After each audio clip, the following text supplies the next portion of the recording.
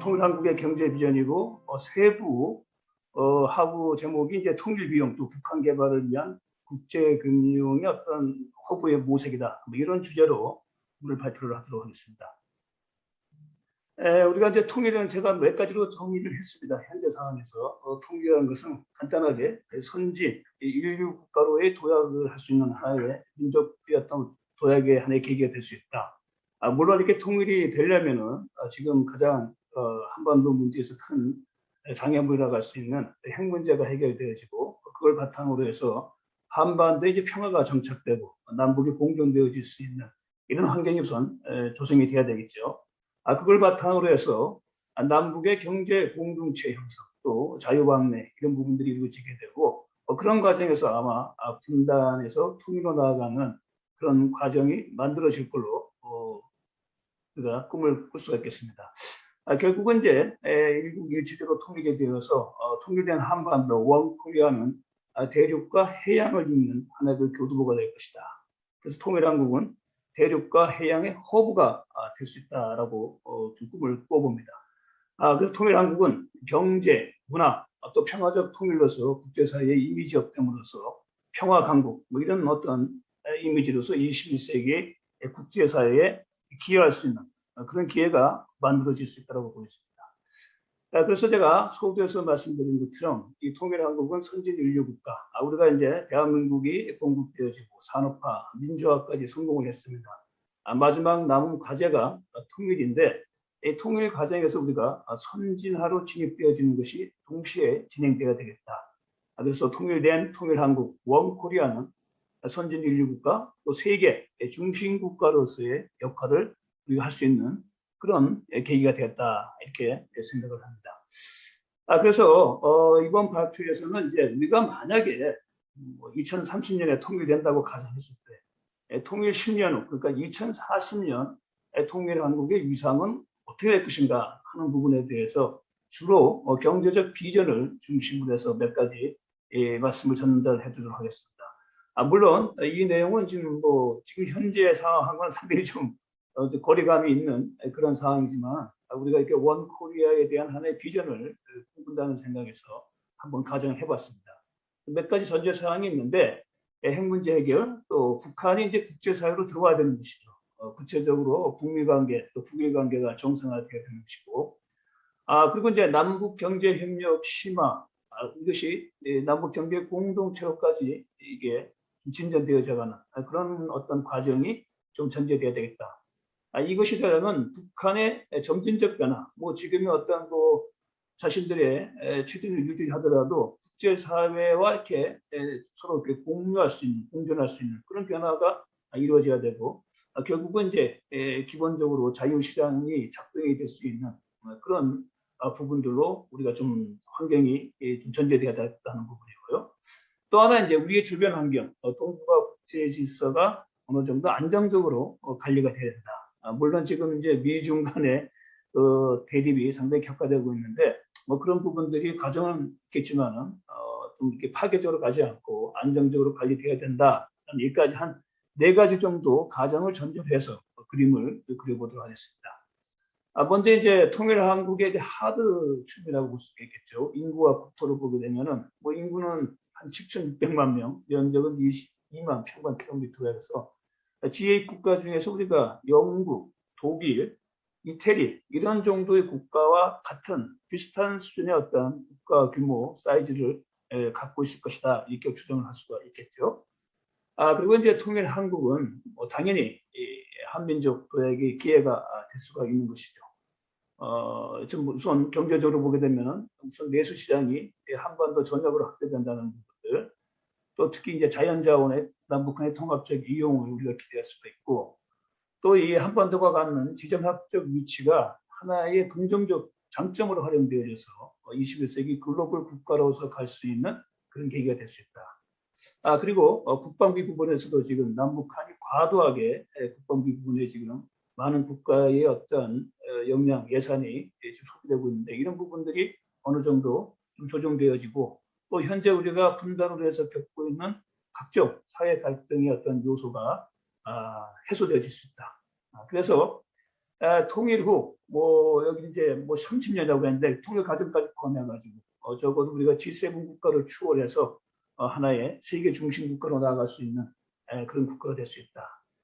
우리의 어떤 사례로서 이제 독일을 생각할 수가 있는데, 독일 같은 경우는 통일 후에 한 10년간의 가도적인 진통이 있었죠. 뭐 그걸 겪고 난 다음에 2000년부터 지금 독일이 유럽 통합의 중심 국가로서 또 어떤 세계 문제의 또 중심 국가로서 유럽에서 가장 큰 영향력을 행사하고 있지 않습니까? 뭐 그런 부분도 우리의 하나의 롤모델이 될 수가 있겠다 생각되었습니다.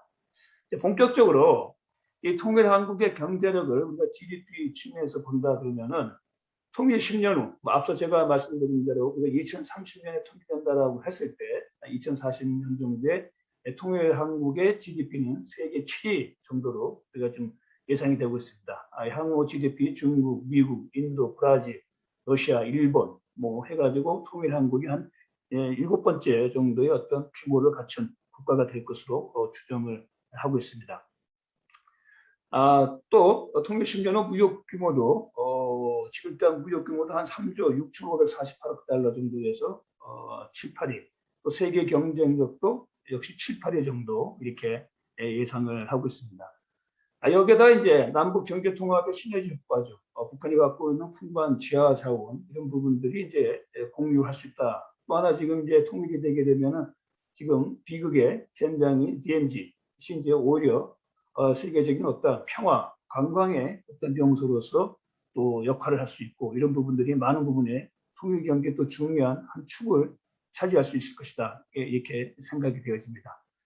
그리고 역시 통일 한국이 되면은 우리가 이제 대륙과 해양을 엮기 때문에 동북아 철도망 또 유라시아 화물 철도망을 통해서 우리의 어떤 그런 이 운송선이 전 세계적으로 이제 연결되어 줄 수 있다. 그리고 이제 통일 한국은 무엇보다도 분단에 인해서 우리가 겪고 있는 코리아 디스카운트, 위험 요소 이런 부분에 대한 어떤 것을 해소할 수 있는 효과를 우리가 기대할 수가 있는 것이죠. 자, 그래서 전체적으로 이게 뭐 제가 자기적으로 한 게 아니고 과거에 사실 이게 뭐 과거 이명박 정부, 박근혜 정부 때 통일 준비 차원에서 세계 유수의 또 경제 기구에서 한 수치를 바탕으로 이런 전망이 나온 것이죠. 그래서 예를 들어서 뭐 스위스 경제 국제경영개발원, 또 IMF, 골드만삭스, 러시아 사회과학연구소가 추정한 것을 통합적으로 봤을 때 통일 한국의 국제적 위상이 특히 경제적인 측면에서 보게 되면은 GDP 세계 7위, 경쟁력 7, 8위, 국가 선진화 10위, 국가 브랜드로 7, 8위, 인간 개발 지수 7, 8위 이렇게 해서 어떤 양적으로나 질적으로 세계 한 7위 내지 8위 정도의 국가의 어떤 규모와 내용을 갖출 것으로 이렇게 추정이 되고 있습니다. 또 하나 이렇게 통일 한국, 원 코리아가 된다면 원 코리아는 하나의 그 동북아 경제 공동체를 모색할 수 있는 어떤 중요한 어떤 계기가 될 수 있다 하는 부분이죠. 무엇보다도 이제 대륙과 해양이 한반도를 기점으로 해서 연결되기 때문에 그래서 바다와 육지를 잇는 다양한 어떤 앞서 뭐 우리가 여러 가지 그 철도 연결도 했지만 지금 또 한일 간에 또 뭐 해저 터널을 통해 가지고 우리가 또 연결되어 줄 수 있는 부분들이 있겠죠. 그리고 이제 다양한 분야의 어떤 뭐 협력, 또 FTA 확대 이런 것 통해서 동북아 경제 공동체를 모색할 수도 있고, 더구나 지금 이제 세계 트렌드가 4차 산업으로 지금 아주 혁명적 변화가 진행되고 있지 않습니까? 그런 변화에서 지금 한국, 또 중국도 상당히 이 분야에 있어가지고는 앞서가는 부분이 있기 때문에 21세기 세계 경제의 어떤 기술력, 신동력을 주도할 수 있는 그런 계기를 마련할 수가 있다.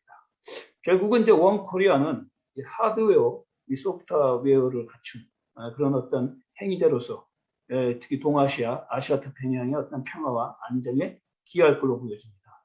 또 이런 통일 한국의 경제적 비전은 일본에도 상당히, 왜냐하면 일본과 거의 비슷한 정도의 경제력이 일본 주변 국가인 통일 한국이 조성되기 때문에 그것은 어떻게 보게 되면 일본에게도 큰 시장이 또 이후 통일 한국을 통해 가지고 형성되어 줄 수 있다라는 측면에서 일본에게도 상당히 중요한 기회가 될 것이고, 또 하나 이제 지금 중국이 북한의 어떤 급변 상황에서 중국이 안을 수 있는 여러 가지 부담적인 부분이 있지 않습니까? 대량 어떤 그런 북한 주민들의 중국의 탈출, 그로 인해서 발생할 수 있는 여러 가지 문제점들이 원코리아로 인해 가지고 그런 중국으로서 그런 부분의 부담이 줄어들 수 있다, 없어질 수 있다. 그리고 또 하나 지금 중국이 세계 경제 대국으로 발전하고 있지만 한반도와 인접한 동북 삼성은 중국 내에서 상당히 아직은 개발이 덜 돼. 그래서 지금 중국이 어떤 의욕을 갖고 추진하고 있는 그런 부분인데 이 동북 삼성과 원코리아 한반도 경제가 연결되게 되면은 그야말로 이게 동북아가 하나의 세계 경제의 어떤 중요한 역할을 할 수 있는 센터로서 기능을 우리가 할 수가 있다. 따라서 중국의 동북 삼성, 시베리아 뭐 이런 부분들이 통일 한국, 일본과 연결된다 그러면은 충분히 동아시아의 어떤 경제 공동체를 우리가 모색할 수 있는 어떤 볼륨, 규모와 또 어떤 내용을 갖출 수 있다. 이렇게 예상을 해봅니다. 그리고 이제 뭐 앞서 얘기한 것처럼 시베리아 횡단철도 또 한반도 종단철도 이런 걸 통해 가지고 결국은 이제 우리의 연결이 해양의 끝에서 저 대륙 유럽까지 가서 이어질 수 있는 그야말로 세계의 어떤 경제의 맥으로서 한반도가 중요한 역할을 할 수 있다라고 이렇게 생각할 수가 있습니다. 뭐 이거 하나의 비전이기 때문에 어찌 보면 좀 허황될 수 있다라고 생각할지 모르겠지만은 그래도 유럽 어떤 경제 전문기관들이 추정한 어떤 수량을 바탕으로 해가지고 이렇게 했기 때문에 충분히 우리가 하나의 비전으로서 우리가 가질 수 있다라는 부분이죠. 자, 이제 문제는 이런 비전을 실현하기 위한 비용의 문제죠. 그래서 우선 이제 통일 비용의 문제인데 지금 그 통일 비용을 추정해 본 결과 이 통일 비용은 10년간에 들어갈 비용을 통합한 것입니다. 최소 2,500억 달러에서 최대 2조 달러까지 들 것이다. 예를 들어서 뭐 최소 2,500억 달러다 그러면 1년에 한 250억 달러 정도 예상하고 있는데 보시다시피 이게 통일 비용이 거의 10배 정도, 8배 정도 차이가 나고 이건 왜냐하면 통일 과정이 어떻게 될 것인가, 통일 시기, 또 그 당시에 남북한의 경제력 격차, 통일 후에 북한 지역의 소득 수준을 감안했을 때 편차가 좀 많이 나는데 우리가 뭐 통일 비용을 최대로 추정하더라도 2조 달러 정도 이렇게 추정되고 있는데 2조 달러면 지금 우리 대한민국이 1년에 수출 수입하는 총 규모가 한 1조 달러에서 왔다 갔다 하고 있거든요. 그러면 만약에 통일 비용이 10년이 걸린다 그러면은 우리 대한민국이 1년 동안 수입 수출하는 그 모든 것을 2년치를 통일 비용에 투자해야 된다. 최대치로 보게 되면 그런 또 계산이 나옵니다. 사실 이게 막대한 통일 비용인데 결국 이 통일 비용은 중심은 결국은 북한 개발이죠. 북한을 어떻게 하면 국제사회의 정상국가로서 이렇게 견인시켰냐. 이런 통일 비용에 대해서 우리 대한민국의 많은 국민들이 공감만 하고 있지만은 실제 현실이 그걸 받침하기에는 한계가 있다. 그래서 하나의 대안으로 제시되는 것이 통일 비용 또 향후의 어떤 북한 개발을 위한 국제금융을, 국제자본을 우리가 좀 유치해야 된다. 그랬을 경우 구체적으로 여의도를 국제금융 허브로서 우리가 지금부터 준비하는 것이 어떤가 하는 어떤 아이디어 제안을 우리가 제안할 수가 있는 것이죠. 사실 이 부분은 뭐 정부에서도 과거에 좀 약간 관심을 가졌었고 또 지방자치단체에서 서울시가 이런 부분에 대해서 어떤 구체적인 어떤 계획도 한번 우리가 모색한 걸로 알고 있습니다. 그런데 그것이 연결성이 안 되고 아직 정책으로까지 가셔야 되지 않았는데 마치 그 국가균형발전위원회가 작년에 홍콩 국가보안법 이후 아시아 금융 허브 국가로서의 균형발전 전략이라는 어떤 그런 보고서에 보게 되면 이 아이디어가 좀 담겨져 있습니다. 그래서 여의도 디지털 금융 특구를 뭐 지정을 하든지 하여간에 이걸 조성을 해서 아시아 금융 허브로 좀 만들어 보자. 그리고 또 하나 지금 이제 정치권에서 또 논의되고 있는 부분이죠. 국회를 이전하자. 그래서 뭐 세종시로 가자 그런 의견도 나오고 있는데 이건 하나의 뭐 논의 단계지만은 만약에 또 여의도 국회가 다른 부분으로 이전된다 그러면은 또 여의도 국회 부지도 어떤 디지털 금융 또 핀테크로 특화되어진 금융 특구를 조성할 수 있는 중심적인 그러한 또 위치가 된다라고 보는 것이죠.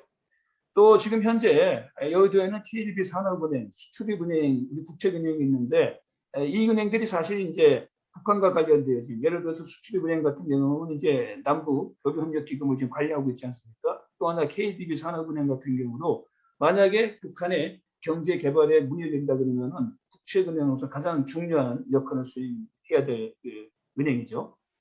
또 하나 여기 지금 여의도는 뭐 아시다시피 금융의 중심지 아닙니까? 증권사 뭐 각종 금융이 다 밀집돼 있고 또 지금 이제 4차 산업혁명을 융합한 그 산업 클러스터 또 핀테크 디지털 금융 이런 것이 지금 급속하게 지금 진행되고 있기 때문에 이런 부분들이 상당히 큰 역할을 할 수 있을 것이다. 이렇게 그러니까 여의도가 될 수 있는 좋은 조건이 된다라고 보는 것이죠. 자, 그런데 여기 잠깐 봅시다.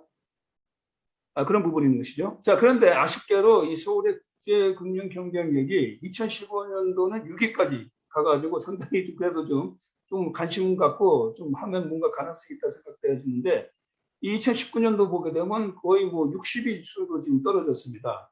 그래서 참 우리가 그러니까 예를 들어서 뭐 2009년도 같은 경우는 금융 중심지 조성과 발전에 관한 법률 해가지고 여의도를 금융 중심지 지정해서 뭐 다양한 정책을 추진한다 이런 것도 논의되었지만은 실제 이것이 이제 정책으로 연결되지 않아서 뭐 골드만삭스, 또 바클리즈, UBS 이런 글로벌 금융기관들이 한국을 떠났죠. 그래서 정책 취지가 퇴색을 했는데 이 서울이 뭐 여기 다 오늘 토론하신 여러 선생님들도 아시겠지만은 일본이 우리보다 규모는 크지만은 금융 시스템이 좀 낙후되어 있고 정부 시스템도 우리보다는 좀 상대적으로 지금 뒤쳐져 있다고 생각되어집니다. 그리고 또 하나 지금 뭐 싱가포르가 홍콩의 대안으로 생각할 수 있을지 모르지만은 역시 싱가포르는 친중국 입장에서 어떤 그 금융 자유의 흐름에 있어서 좀 한계가 있을 것이다. 그리고 여러 가지 비싼 체제로 임대료 뭐 이런 것을 봤을 때 서울이 상대적으로 경쟁력이 좀 낮지 않겠는가. 또 지금 현재 우리가 IT 기술 수준이 상당히 높고 또 무엇보다도 지금 우리가 아시아 태평양의 어떤 항공 허브 역할을 할 수 있는 인천국제공항하고 아주 가깝다고 하는 지리적 여건도 있죠. 그리고 지금 여의도가 앞서 제가 말씀드린 것처럼 전통적인 금융 산업에다가 4차 산업, 핀테크 열풍이 지금 불면서 이제 금융, 또 혁신 기술을 접목하려고 하는 이런 시도가 있다는 부분이 있고요. 또 하나 이제 정치적으로 지금 서울 여의도가 이게 그동안 좀 재개발이 중지됐는데 이 재개발을 다시 또 본격화하려고 하는 그런 또 시도가 있습니다. 이번에 또 뭐 시장 선거로 바뀌게 하면서 재건축 계획을 여의도를 금융 허브에 딱 맨하탄 조성과 연결할 수 있는 장기 계획과 연결하게 되면은 상당히 여의도가 정말 그 금융 그 허브로서의 충분한 인프라를 갖출 수 있지 않겠는가 하는 부분을 우리가 예상할 수가 있겠습니다. 더구나 이제 여의도뿐만 아니라 가까이 있는 그 마포에도 상당히 어떤 금융 또 벤처 이런 배기들이 좀 형성되고 있기 때문에 그래서 서울이 여러 가지로 상당히 특히 여의도가 그런 금융 국제 금융의 허브로서의 그 입지, 인프라 또 어떤 그 기술력 또 미래, 경쟁력 이런 부분을 갖춘 것이 아닌가 이렇게 생각되었습니다. 때마침 올해 6월 한 달 반 전에 국제금융기관 중미경제통합은행이 한국 사무소를 여의도에 유치하기로 결정한 그런 또 내용이 나왔습니다. 여기에 이제 중남미 국가 15개 국가가 참여하고 있는데 물론 이제 뭐 중미경제가 규모가 작기 때문에 그 중미경제통합은행이 사무소를 설치했다고 해가지고 그게 얼마만큼 여의도를 국제금융 허브로 하는데 임팩트가 될 수 있을지는 모르지만 그래도 일단 여의도에 처음으로 지금 국제 금융이 일단은 사무실에 들어온다라는 측면은 아시아 금융 허브로서의 여의도가 어떤 가능성 이 또 제고되어질 수 있는 그런 계기가 될 수 있지 않겠는가. 그리고 앞서 제가 설명한 것처럼 지금 국가 차원에서도 국가 균형 발전 차원에서도 여의도는 특히 금융 부분에 대한 허브로서의 어떤 그 역할을 구체적으로 또 모색하는 그런 부분도 있기 때문에 그걸 어떻게 할 것인가 하는 부분들은 아마 오늘 참여해 주신 여러 전문가들이 그 분야에서 최고의 전문가들이기 때문에 우리가 논의해서 좀 더 구체적이고 창의적인 어떤 대안들이 나올 거로 생각됐습니다. 그래서 제 발표는 이런 그 통일경제 비전을 구체적으로 실현하기 위한 방법에서 결국은 통일 비용과 북한의 어떤 향후 그 개발에 투자될 국제금융을 여의도를 중심으로 해가지고 지금부터 우리가 구축해 나가는 것을 준비하자. 그런 차원에서 관심을 제고하고 이런 부분들이 좀 국가 정책에도 반영을 일으키고 또 여기에 뭐 다양한 금융기관들이나 또 해외 금융기구 또 은행들이 관심을 갖고 할 수 있는 그런 계기가 됐으면 하는 바람에서 제 발표의 주제를 그렇게 잡았습니다.